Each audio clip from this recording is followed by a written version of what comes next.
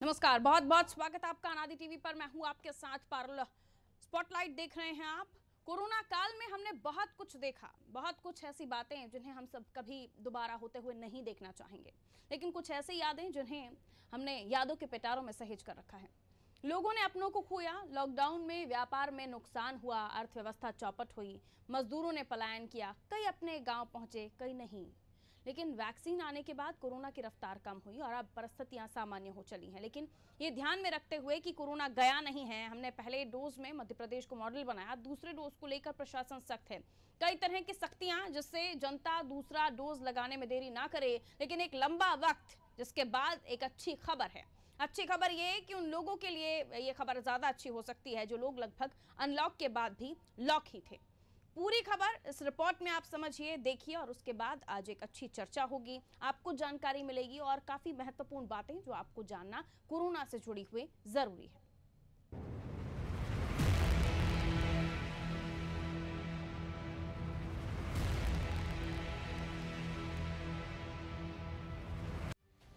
देश में कोरोना से बिगड़े हालात अब सामान्य हो रहे हैं। कोरोना काल में लॉकडाउन ने न केवल आम जनता की आर्थिक कमर तोड़ी, बल्कि सरकार का खजाना भी खाली किया।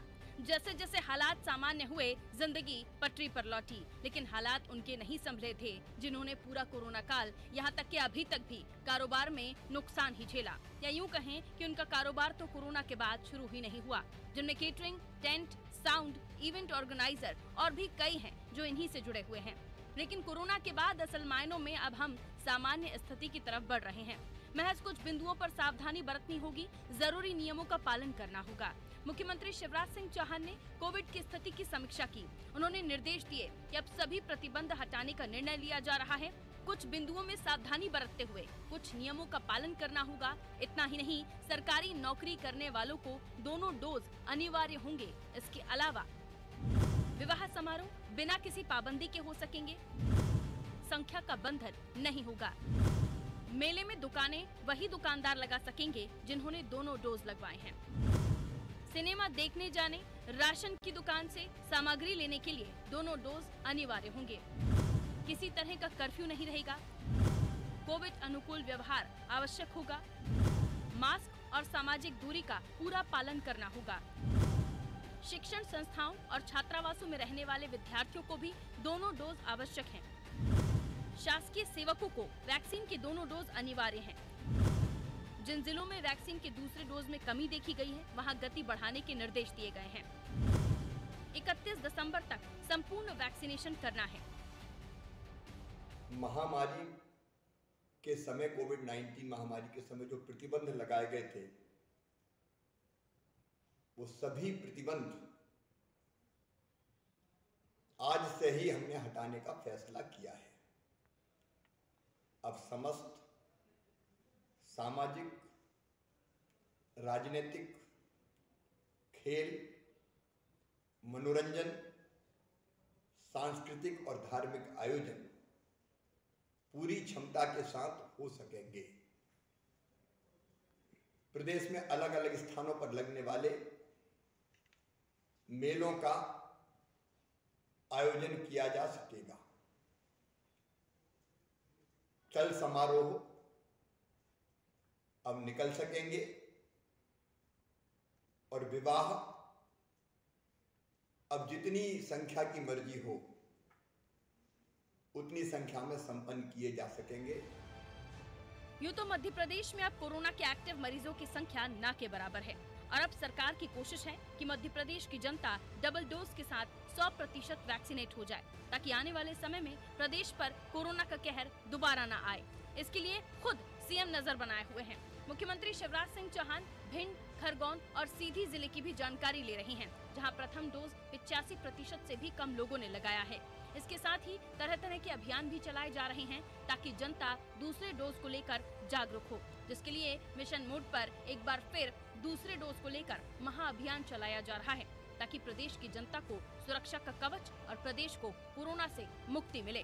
ब्यूरो रिपोर्ट, अनादि टीवी।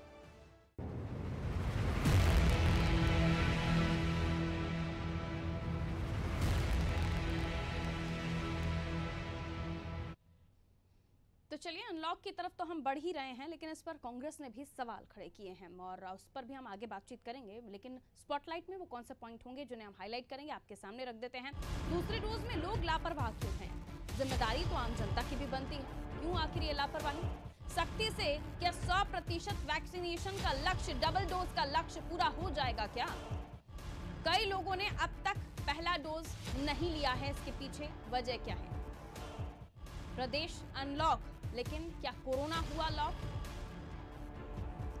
यही कहा जा रहा है कि कोरोना खत्म नहीं हुआ, लॉक नहीं हुआ, तो फिर ये जो खुशियां हमें मिली हैं, कहीं ये कुछ और परिस्थितियों में ना बदल जाए, डर तो है। चलिए, मेहमानों से आपकी मुलाकात जो हमारे साथ चर्चा में जुड़ रहे हैं, हमें बताएंगे, समझाएंगे और आप तक जानकारी भी पहुंचाएंगे। डॉक्टर भुवनेश्वर गर्ग हमारे साथ जुड़े हुए हैं, वरिष्ठ चिकित्सक हैं आप। डॉक्टर भुवनेश्वर गर्ग, बहुत स्वागत करती हूँ आपका। संजीव श्रीवास्तव जी हमारे साथ बने हुए हैं, वरिष्ठ पत्रकार हैं आप, बहुत बहुत स्वागत सर आपका भी। और इसी के साथ राम बाबू शर्मा जी हमारे साथ स्टूडियो से बने हुए अध्यक्ष आप Madhya Pradesh tent catering association से, बहुत बहुत स्वागत राम बाबू जी आपका भी। सबसे पहले भुवनेश्वर गर्ग साहब, आपसे ही शुरुआत। हालांकि आंकड़े बेहद कम हैं, वैक्सीनेशन को लेकर कहा जा रहा है कि पहला डोज लगभग लोगों को लगा है, लेकिन दूसरे डोज को लेकर उतनी ज्यादा गंभीरता दिखाई नहीं दे रही है। और उसके बाद इस तरह से सब कुछ हम सामान्य स्थिति को देख रहे हैं, सामान्य स्थिति में तब्दील होना। मुख्यमंत्री साहब का साफ कहना है कि अब किसी भी तरह की पाबंदी नहीं, सिर्फ मास्क और सोशल डिस्टेंसिंग का ध्यान रखना होगा। इसके साथ डबल डोज भी हम ले रहे हैं, तो हम बचे रहेंगे या आने वाले समय में जिस तरह से आरोप भी लगाए जा रहे हैं पॉलिटिकल कि ये वक्त ऐसा नहीं है कि एकदम से आप सब कुछ खोल दे, धीरे धीरे अनलॉक होता तो ठीक होता। कैसे देखते हैं आप डॉक्टर साहब? देखिए पारुल जी, जिस तरह से हम लगातार पिछले 2 साल से बात कर रहे हैं और कमोबेश सारी बातें यथार्थ के पटल पर सच निकल कर आई हैं, उसी तरह ये बातें भी आगे आने वाले समय में सच निकलेंगी कि हमने क्या खोया और क्या पाया। या खोया और पाया की व्याख्या बहुत जरूरी है कि पिछले दिनों डॉक्टर फॉसी, जो अमेरिका के चिकित्सा के प्रमुख हैं, राष्ट्रपति के सलाहकार हैं, उन्होंने एक स्टेटमेंट जारी किया कि सबको तुरंत प्रभाव से बूस्टर डोज मतलब तीसरा डोज लेना है। तुरंत अगले 24 घंटे में WHO के प्रमुख का खंडन आ गया कि तीसरा डोज लेना जानलेवा साबित हो सकता है। इसी के तुरंत बाद में कनाडा के 51 वर्षीय यंग कार्डियोलॉजिस्ट की तीसरा डोज लेने के बाद डेथ हो गई रात में सोते समय। ये आंकड़े विचलित करते हैं, ये आंकड़े चेताते हैं, ये आंकड़े आज हम मीडिया में कितना भी जागरूक रखें, डॉक्टर कितना भी जागरूक रखें, लेकिन सोशल मीडिया बहुत एक्टिव है और वो इन खबरों को बहुत तेजी से फैलाता है। नतीजा क्या होता है कि पब्लिक डरती है, पब्लिक घबराती है। हमें सिर्फ ये देखना होगा कि कोविड या वायरस से रिलेटेड कोई भी महामारी जो स्वाइन फ्लू से चलकर आई और आज तक हमारे देश में या दुनिया में विद्यमान है, तो ये वायरस आपकी इम्यूनिटी से ही मारे जा सकते हैं। और इम्यूनिटी बढ़ाने के लिए सबसे जरूरी है कि हम अपने पर्यावरण को, अपने वातावरण को अनुकूल बना के रखें। ये बेहद जरूरी है। हम लगातार बात कर रहे हैं कि आप वैक्सीन लगा लेंगे। देखिए, बात होती है कि आप कितने कड़े कानून बना रहे हैं। मेरा मानना है कि इंसान, मनुष्य एक सामाजिक प्राणी है और उस सामाजिक प्राणी को जानवरों के दायरे में नहीं बांधा जा सकता, उनके लिए बाड़ा क्रिएट नहीं किया जा सकता, उनके गले में पट्टा नहीं डाला जा सकता, उनको किसी तरह के कानून में बांधा नहीं जा सकता। उनकी सोशल रिस्पॉन्सिबिलिटी भी है और उनकी सोशल अवेयरनेस की भी बात है। तो जब तक ये दोनों चीजें नहीं होंगी, कोई सरकार 150 करोड़ लोगों को ना जिंदगी भर खाना खिला सकती है बिठाकर, ना उनके लिए लगातार इलाज की व्यवस्था कर सकती है।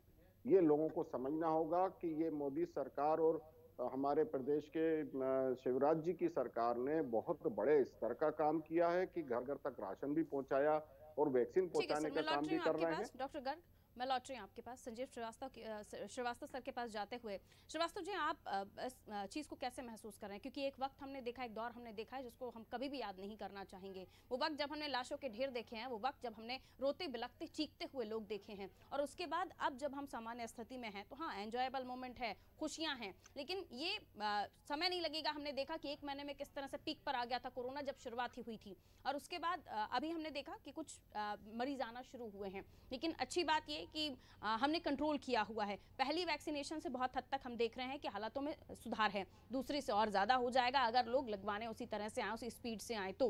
लेकिन गलती अगर छोटी सी, त्रुटि अगर छोटी सी, तो बहुत कुछ भुगतना पड़ सकता है। इस पूरे माहौल को, कांग्रेस के आरोपों को आप कैसे देख रहे हैं? नहीं परुल, पहली चीज तो ये है कि लोगों को ही जागरूक होना पड़ेगा। बिना उनकी जागरूकता के कुछ नहीं हो पाएगा। अभी 5 करोड़ 34 लाख के आसपास जो आप आंकड़ा दिखा रही हैं, यही आंकड़ा है कि फर्स्ट डोज लिया है, सेकंड डोज अभी बचा हुआ है। ये तय हुआ है कि इसमें सीधे सीधे अगर कुछ है तो वो बचाने के लिए आपको वैक्सीन एक बड़ा हथियार है जो इससे लड़ने के लिए कारगर दुनिया भर में साबित हो रहा हुआ है। दूसरी चीज ये है कि इसके साथ साथ हम जो सोशल डिस्टेंसिंग या जो कोरोना का जो प्रोटोकॉल है उसका पालन हमें बेहद जरूरी है, बेहद आवश्यक है। सरकार को तो ये करना ही था। सरकार कब तक आखिर, जो अभी भूमलेश गर्जी डॉक्टर साहब कह रहे थे कि कब तक वो बैठ के खिला सकती है, कब तक वो अपनी जेब से वैक्सीन लगवा सकती है, उसके अपने सीमाएं हैं, उसकी अपनी क्षमताएं हैं, उसके पास में जो धन की उपलब्धता है वो अपनी जगह है। तो हम जब तक खुद होकर जागरूक नहीं होंगे, आगे नहीं आएंगे, तब तक इसमें जो हालात हैं इससे हम निपटने में इससे निपट पाना संभव नहीं नजर आता है। आपको खुद होकर अपनी एक संहिता बनानी होगी, उस संहिता के दायरे में रहना होगा। ये खुशियां अनलॉक हो गई और आपने जैसा कहा, हमने देखा है, हम बहुत जमकर, पूरे देश ने भोगा है। दुनिया के बहुत सारे देश हैं, महाशक्तियां जो कहलाती, जिनके पास सारे संसाधन है, हमसे बहुत कहते, क्षमताओं में कोई शक और शुबा नहीं था। अमेरिका जैसा देश और बहुत सारी ऐसी कंट्रीज जहां लाशों के ढेर वहां भी लेकर, हम हिंदुस्तान तो वही, मध्य प्रदेश हमारा, हमने बहुत भोगा है, हम 2 लहरों को भोग चुके हैं। तो जब ये ओपन हो रहा है, जब ये खोला जा रहा है, तो ये आरोप प्रत्यारोप पे मैं जाना नहीं चाहूंगा, ना मुझे उस पर कुछ कहना है। हमको एक सेल्फ कह लीजिए, एक पूरी की पूरी आगे आना होगा, उसमें अपनी खुद की जो हमारी जिम्मेदारियां हैं, दायित्व, उनका निर्वहन करना होगा, तभी हम बच पाएंगे। इसको अभी हल्के से नहीं लेना चाहिए कि चला गया है, खत्म हो गया। ये ऐसी बीमारी है जो दुनिया में अलग अलग रूपों में सामने आ रही। कई कंट्रीज ने दावा किया खत्म हो चुका है, फिर वो आगे लौट कर उसमें हालात बड़े विकराल होते चले जा रहे हैं। तो टेकन फॉर ग्रांटेड किसी भी सूरत में नहीं लेना होगा। हमको ये जो आजादी मिली, इस आजादी को हम बिल्कुल उसको एंजॉय करें। जो आपने कहा कि चाहे वो शादी ब्याह हो या मनोरंजन हो, या हमें खासकर जो हमारी पढ़ाई लिखाई, रोजगार और भी जो हमारे काफी चीजें प्रभावित हो रही थी, हाँ, उन पे हम जाएं। लेकिन हम उसके साथ साथ जो 4-5 बातें हैं, हम मास्क का उपयोग करते रहें, हमें बार बार हाथ धोना है। यदि हम उसमें जो, ठीक है कि हमको लग रहा है कि सब खत्म हो गया, लेकिन खत्म होने के बाद भी अभी वो दूसरे रूप में सामने आए हुए, उन्हें आदत मान लीजिए, ये अच्छा है। और आज हमारे साथ राम बाबू शर्मा जी जुड़े हुए हैं। संजीव जी, इनका आज अहम किरदार हो जाता है आपकी आज की चर्चा में, क्योंकि काफी लंबे समय के बाद आज अब इनके व्यापार पूरी तरह से चल पाएंगे, काम धंधा पूरी तरह से चल पाएगा। क्योंकि जब क्राउड कम होता है, लोगों का कम आना होता है, तो ना केटरिंग हायर करते हैं लोग, ना बहुत ज्यादा टेंट की व्यवस्था होती है, घर में ये सब कुछ हो जाता है। और ये अभी तक हम देख रहे थे कि क्योंकि सारी चीजें हो रही थी, लेकिन उस बीच हम ये भी देख रहे थे कि लोग कम पहुंच रहे थे, लोगों को कम बुलाया जा रहा था। तो आप लोगों के काम को हम देख रहे थे कि काफी समय से बंद ही था। तो बाकी चीजें धीरे धीरे सामान्य हो रही थी शर्मा जी, लेकिन आप लोगों का काम लगभग बंद ही की कगार पर था। तो अब आप लोगों के लिए तो खैर अच्छी खबर है, लेकिन ये भी ध्यान रखते हुए कि आप लोगों को भी ये सुनिश्चित करते हुए चलना पड़ेगा कि आप लोग स्टाफ में जैसे रख रहे हैं वो भी डबल डोज हो। हालांकि आप लोगों के लिए ऐसी कोई गाइडलाइन नहीं है, लेकिन आप लोग अगर अपनी गाइडलाइन बनाएं तो जाहिर सी बात है इस लड़ाई में हम सब एक साथ रहेंगे। शर्मा जी, कहीं ना कहीं हमारे लिए दिवाली, शर्मा जी की आवाज दीजिए। हमारे लिए दिवाली कहीं ना कहीं आज है। मैं तो कहूँगा देर आए दुरुस्त आए। 2 वर्ष जो पिछले व्यतीत हुए हैं उसमें हमारा टेंट और कैटरिंग का व्यवसाय, मैरिज गार्डन का व्यवसाय एक ऐसा व्यवसाय है जो बहुत ही प्रत्यक्ष रूप से पब्लिक से जुड़ा हुआ व्यवसाय है और सभी ने उसको सफ़र कराया। उसको मैं किसी अन्य व्यवसाय के लिए नहीं कहूँगा कि उन पे प्रभाव नहीं पड़ा, लेकिन इस व्यवसाय पे चाहे हम टेंट की बात करें, कैटरिंग की बात करें, मैरिज गार्डन की बात करें, लाइट वालों की बात करें, ऑर्केस्ट्रा वालों की बात करें, इवेंट वालों की बात करें, बैंड वालों की बात करें, शहनाई वालों की बात करें, मेहंदी वालों की बात करें, ब्यूटिशियन की बात करें, तो इन पे डायरेक्ट प्रभाव पड़ा। और 2 वर्ष में मैंने स्थितियां ऐसी देखी हैं जिन्हें मैं बहुत अच्छे से जानता हूं। ठीक है, जो सक्षम है उन्होंने किसी तरीके से कर्जा लेकर या अपनी प्रॉपर्टी मॉर्गेज रख के चलाया, लेकिन कुछ लोग ऐसे हैं मेरे जानकारी में जिन्होंने अपना पलायन कर लिया, यहाँ से गांव चले गए अपना व्यापार ख़त्म करके। ऐसे लोग हैं प्रत्यक्ष प्रमाण के साथ मेरे पास में। तो मैं तो ये कहूँगा कि हमारी दिवाली अब शुरू हुई है, देर आए दुरुस्त आए। हाँ, बावजूद इसके मैं गर्ग साहब से सहमत हूँ, संजीव जी से पूर्णतः सहमत हूँ कि कहीं ना कहीं टेक इट ग्रांटेड हमको नहीं लेना है। मैं उदाहरण के तौर पे आपको बताता हूँ, मेरे यहाँ करीब करीब अभी 125 लोगों का स्टाफ है। हमने सबका दूसरा डोज भी कंप्लीट करवाया विद सर्टिफिकेट। एक भी व्यक्ति ऐसा नहीं है जिसको हमने पहली और दूसरी वैक्सीन ना लगवाई हो। तो इतनी जवाबदारी हमारी भी बनती है, लेकिन सरकार का बिल्कुल चाहिए कि जिनका इस समय बुरा हाल हुआ। हमारे व्यवसाय की मैं बात कर रहा हूँ, हम EMI जमा नहीं कर पाए, MPV के बिल तगड़े तगड़े पेंडिंग पड़े हुए हैं, तो वो कहीं रोलिंग में आए, उसके लिए सरकार की मदद की भी ज़रूरत है। मैं धन्यवाद करना चाहता हूँ कि पूरी चीज़ें छोड़ी हैं, और साथ ही जनता से भी ये निवेदन करना चाहते हैं हम कि वो पूरा कोविड लाइन का नियमों का पालन अभी भी जारी रखें। बिल्कुल बिल्कुल। संजीव जी, इस पर मैं आपकी टिप्पणी चाहूंगी कि देर आए दुरुस्त आए, ठीक है, लेकिन काफ़ी प्रभावित हुआ टेंट हाउस, साउंड सिस्टम, जो इवेंट ऑर्गेनाइजर से काफ़ी प्रभावित हुआ इन सब का काम, और इनसे जुड़े हुए लोग जो छोटी छोटी जिम्मेदारियों को संभालते हैं, उनका भी बहुत ज़्यादा उन्हें भी इन तमाम चीज़ों को देखना पड़ा, समझना पड़ा, सहना पड़ा। अब जब इनका काम रोलिंग में आया है, क्योंकि शुरुआत में हमने देखा था कि ये इलेक्शन फर्स्ट टाइम नहीं हुए, कोरोना टाइम में हमने और भी बाई इलेक्शंस इसी मध्य प्रदेश में देखे हैं, तो अगर ये चीज़ें पहले ही हो जाती तो शायद आज ये चर्चा हम नहीं करते, बहुत पहले ही इन तमाम चीज़ों को हम कर चुके होते। जो घर लौट चुके हैं, जिन्होंने कर्जा भी किया, मोर्टगेज भी किया अपनी प्रॉपर्टी को, और अभी भी कर्जा है ही उनके ऊपर एक तरह से, इलेक्ट्रिसिटी बिल देना है, और भी लोगों के पेंडिंग खर्चे हैं वो देने हैं। संजीव जी, आपको क्या लगता है कि पहले ही ये सारी चीज़ें हो जानी चाहिए थी? अगर आप आए हैं तो वो ठीक है, लेकिन पहले होते तो इनके ऊपर लोड कम होता सर। और अभी भी क्या कर सकती है सरकार, आपको क्या लगता है, किस तरह की मदद? देखिए, एक चीज तो ये है कि कर देती है, और अगर किसी ले तो हम फिर उसपे भी सरकार को कहीं ना कहीं कटघरे में खड़ा करते कि इतनी जल्दबाजी क्या थी, जब इतने दिन तक किया तो इतनी जल्दी क्यों की? बिल्कुल, क्योंकि दूध का जला छाछ को फूंक कर पीता है। देखिए, अभी हमारे यहाँ बहुत बड़े पैमाने पर 18 वर्ष से जो नीचे के जो यूथ या बच्चे हैं वो अभी वैक्सीनेटेड नहीं हो पाए, उनके लिए वैक्सीन अभी नहीं आ पाया है। तो वो एक बड़ा प्रश्न है, सवाल है। अभी हमने देखा है कई राज्यों में, हमने देखने में आया है कि जब स्कूल वहां खोले और किस तरीके से वेव्स आई और बच्चों ने किस तरीके से उसको भोगा है। और ये सारे प्रिडिक्शंस आए थे, डॉक्टर साहब बैठे हैं भुवनेश्वर जी, देश के जाने माने ख्यात नाम डॉक्टरों ने ये प्रिडिक्शन किया था कि आप तीसरी लहर आई तो सबसे ज्यादा यदि किसी को वो प्रभावित करेगी तो बच्चों को करेगी, यूथ को करेगी, जो हमारे यहाँ वैक्सीनेटेड नहीं है। तो उसको भी ध्यान में रखना था। कहीं ना कहीं सरकार तो दोनों है कि उसके साथ तो अगर वो करती है तो मरती है, नहीं करती है तो मरती है, उसके खिलाफ सवाल उठे।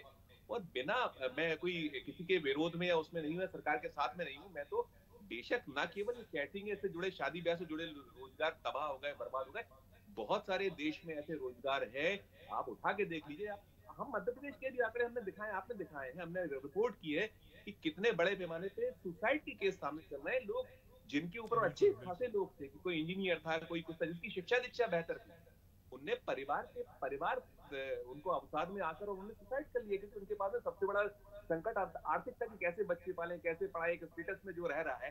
एक निचले तबके का व्यक्ति है तो वो तो कहीं ना कहीं, जैसे उसके पास तो कहीं ना कहीं ठीक कोशिशें की, उसको मुफ्त अनाज मिल गया, मुफ्त कई चीजें मिल गई, उसको मुफ्त जो एक आयुष्मान योजना कहते हैं उसको इलाज मिल गया। नहीं, अभी इन्हें वापस रोलिंग में आना है। जो व्यापार आप प्रभावित हुए थे संजीव सर, इन्हें अब वापस रोलिंग में आना है, तो क्या आप किसी तरह की मदद इनकी भी होनी चाहिए, क्योंकि ये भी नागरिक ही है मध्य प्रदेश के?